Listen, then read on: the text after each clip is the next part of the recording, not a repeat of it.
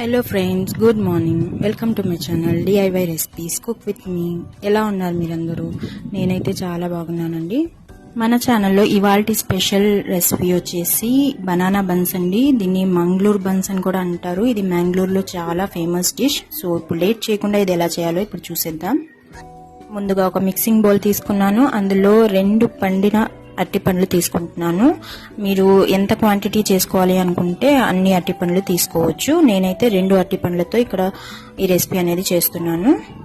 దీంట్లో 1 cup sugar add చేస్తున్నాను. నాకు 2 అరటిపండ్లకు 1 కప్ షుగర్ సరిపోతుందండి. సో మీకు షుగర్ ఎక్కువ కావాలి అన్నా తక్కువ కావాలి అన్నా మీ టేస్ట్ని బట్టి మీరు షుగర్ అనేది అడ్జస్ట్ చేసుకోండి. ఈ షుగర్ అనేది అరటిపండ్లలో బాగా మిక్స్ అయిపోవాలి. అందుకోసమే నేను చేత్తో మొత్తం స్మాష్ చేసేసుకుంటున్నాను. దీనివల్ల షుగర్ అంతా కరిగిపోయి బాగా మిక్స్ అయిపోతుంది అరటిపండ్లు మరియు షుగర్ అనేది. ఇందులో లమ్స్ ఏమీ లేకుండా బాగా షుగర్ అంతా బాగా కరిగిపోయి మిక్స్ అయిపోయేంత వరకు బాగా ఇలా చేత్తో స్మాష్ చేసుకోవాలి. మీ దగ్గర బీటర్ ఉన్నట్టయితే మీరు బీటర్ కూడా యూజ్ చేసి ఇలా స్మాష్ చేసేసుకోవచ్చు. మ్యాంగ్లూర్ సైడ్ వాళ్ళైతే దీన్ని బ్రేక్ఫాస్ట్ గా ప్రిఫర్ చేస్తారండి. మీరు కావాలంటే బ్రేక్ఫాస్ట్ గాను యూజ్ చేయొచ్చు. అలాగే టీ టైమ్ స్నాక్ కూడా ఈవినింగ్ టైమ్స్ లో తీసుకోవచ్చు. చాలా టేస్టీగా ఉంటాయి. డెఫినెట్లీ మీరు ఇంట్లో ట్రై చేసి చూడండి. నా ఛానల్ని ఎవరైనా కొత్తగా చూస్తున్నట్లయితే నా ఛానల్ని సబ్స్క్రైబ్ చేసుకోండి. అలాగే దాని పక్కనున్న బెల్ ఐకాన్ని ప్రెస్ చేయండి. దానివల్ల నేను చేసే వీడియోస్ యొక్క నోటిఫికేషన్ మీ వరకు వచ్చేస్తాయి. ఇందులో షుగర్ అంతా బాగా మెల్ట్ అయిపోయే వరకు ఇలా కలుపుకున్న తర్వాత దీంట్లో 2 కప్స్ మైదా పిండి తీసుకుంటున్నాను. 2 అరటిపండ్లకి నాకు 2 కప్పుల మైదా పిండి సరిపోతుంది. సో మీరు చేసుకునే క్వాంటిటీని బట్టి మీరు అరటిపండ్లు లేదా మైదా పిండి అనేది అడ్జస్ట్ చేసుకోవాలి.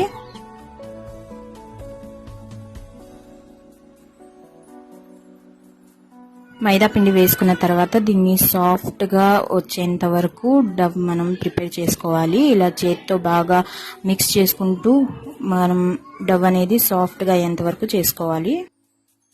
ఈ మిశ్రమం అనేది పల్చగా అయినట్లయితే మరి కాస్త పిండి వేసుకుంటూ కలుపుకోవచ్చు, ప్రాబ్లం ఏం లేదు.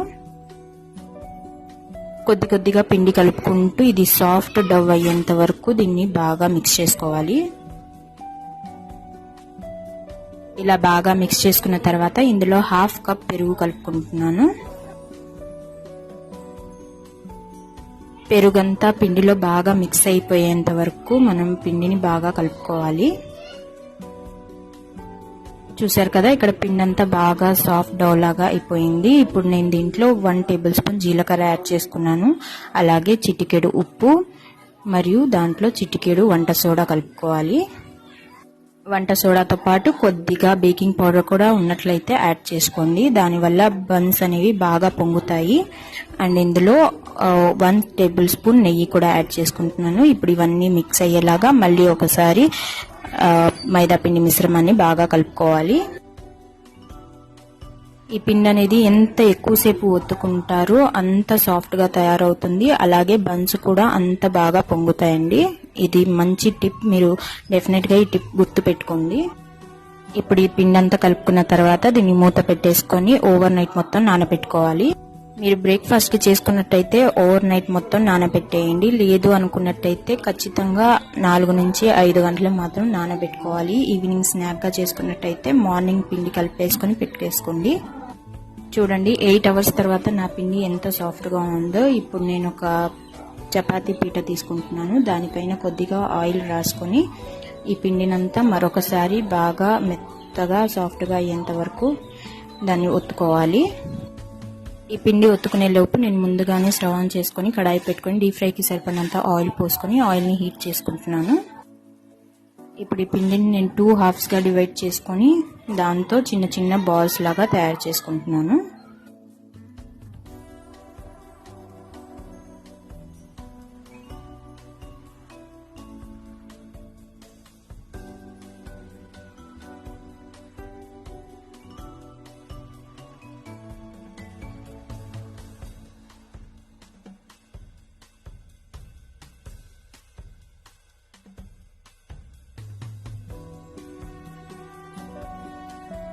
ఇప్పుడు చపాతీ పీటకు కొద్దిగా ఆయిల్ రాసుకొని చిన్న చిన్న బాల్స్ ని తీసుకొని కొద్దిగా అదుముకుంటూ చేత్తో మరొకసారి పూరీలాగా దీన్ని ఒత్తుకోవాలి.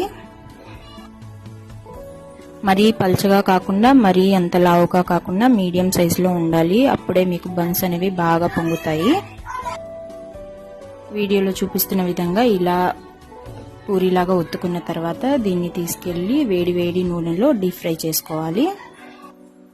గరిటెతోటి ఇలా ఒత్తుతూ డీప్ ఫ్రై చేసుకోవాలి. అప్పుడే బన్స్ అనేవి బాగా పొంగుతాయి. చూసారు కదా ఎంత బాగా పొంగాయో.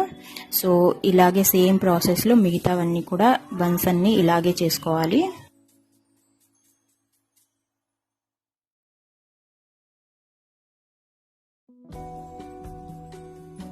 బన్స్ ఎంత బాగా పొంగుతాయో తినడానికి కూడా అంత రుచిగా ఉంటాయండి. డెఫినెట్లీ మీరు ట్రై చేసి చూడండి.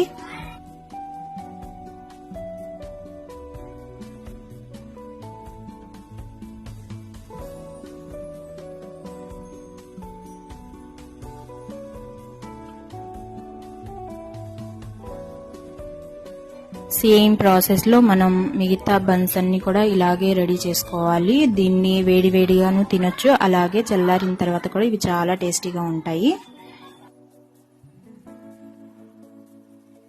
చూసారు కదా ఎంత ఈజీగా మనం బనానా బన్స్ అనేవి ఇంట్లోనే తయారు చేసుకొని తినొచ్చు. సో చూసారు కదా బనానా బన్స్ ఎంత ముద్దు ముద్దుగా ఎంత బాగున్నాయో, తినడానికి కూడా చాలా రుచికరంగా ఉంటాయండి. సో నా ఈ వీడియో కనుక మీకు నచ్చినట్టయితే తప్పకుండా నా వీడియోని లైక్ చేయండి, షేర్ చేయండి, అలాగే నా ఛానల్ని సబ్స్క్రైబ్ చేసుకోండి. మరిన్ని మంచి మంచి వీడియోస్తో మళ్ళీ మీ ముందుకు వస్తాను. అంతవరకు bye bye. Thank you so much for watching my videos.